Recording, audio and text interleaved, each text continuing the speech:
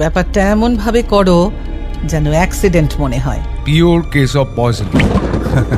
সাদ্দাম হোসেন নাকি শত্রুদের কোকা কোলায় বিষ মিশিয়ে মেরে ফেলতো। নিশ্চয়ই মদ খেয়ে ট্রাক চালাচ্ছিল। আমি আর পারছি না সোহম। বললাম তো রেশমি, পুরোটাই নার্ভের খেলা। কোভিড কিচ্ছু না।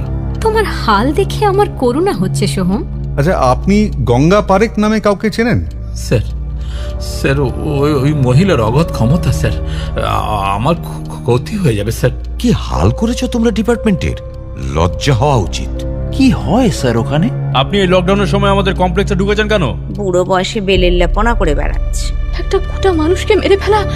অকারণে ফাঁক না ঘেটে একটা সম্মানজনক রিটায়ারমেন্ট নিন না, ভালো থাকবে।